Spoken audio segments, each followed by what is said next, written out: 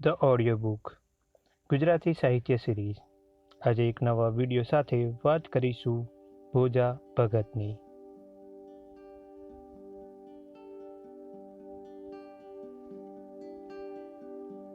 ભોજો ભગત.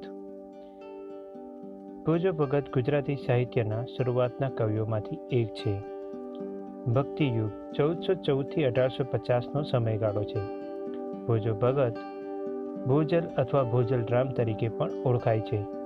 તે ગુજરાત ભારતના એક હિન્દુ સંત કવિ છે. ભોજા ભગતના ચાબખા ખૂબ જ વખણાય છે. જન્મ. ભોજા ભગતનો જન્મ 1785માં થયો હતો. સૌરાષ્ટ્રના જેતપુર નજીક દેવકી ગોલ નામના ગામમાં થયો હતો. તેમના પિતાનું નામ કરશનદાસ અને માતાનું નામ ગંગાબાઈ હતું. તેમની કૌટુંબિક અટક સાબલિયા હતી. આમ ભોજા ભગતનું પૂરું નામ ભોજા કરશનદાસ સાવલિયા હતું. તેઓ 12 વર્ષની ઉંમરે ગિરનારના તેમના એક ગુરુ એક સંન્યાસીને મળે છે. જ્યારે તેઓ 24 વર્ષના હોય છે ત્યારે તેઓનો પરિવાર ગુજરાતના અમરેલી નજીક ફતેપુર સ્થળાંતર થયો. આમ તેઓ સૌરાષ્ટ્રના દેવકી ગોલ ગામથી અમરેલીના ફતેપુર સ્થળાંતરિત થાય છે. તેમનું પછીનું જીવન ત્યાં જ વ્યતીત થાય છે. તેઓ પછીના જીવનમાં ભોજા ભગત અને ભોજલ રામ તરીકે જાણીતા થયા. વ્યવસાય. ભોજા ભગત વ્યવસાય તે ખેડૂત હતા.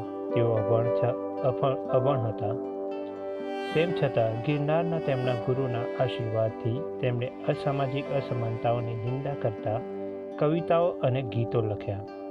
તો તેમના ગીતોમાં કડવા વચનોથી સામાજિક અસમાનતા, આભડછેટ, કુરિવાજો વગેરેની નિંદા કરતા, જે ભોજા ભગતના ચાબખા તરીકે જાણીતા થયા. અવસાન. ભોજા ભગતનું અવસાન 1850માં વીરપુર ખાતે 65 વર્ષની વયે થયું, જ્યાં તેઓ તેમના શિષ્ય જલારામ બાપાની મુલાકાત લેવા ગયા હતા. તેમનું સ્મારક મંદિર વીરપુર ખાતે સ્થિત છે. સ્થાનિક રીતે જે ઓટા તરીકે ઓળખાય છે. સાહિત્ય સર્જન. ભોજા ભગત તેમના ચાબખા માટે ખૂબ જ પ્રખ્યાત છે.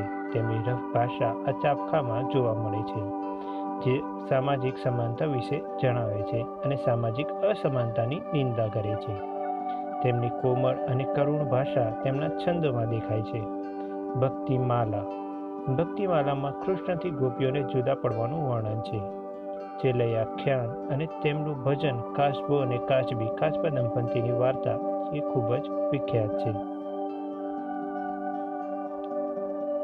સમાપ્ત. ગુજરાતી સાહિત્યને યાદ કરવા માટે કોઈ શોર્ટકટ ટ્રીક નથી હોતી.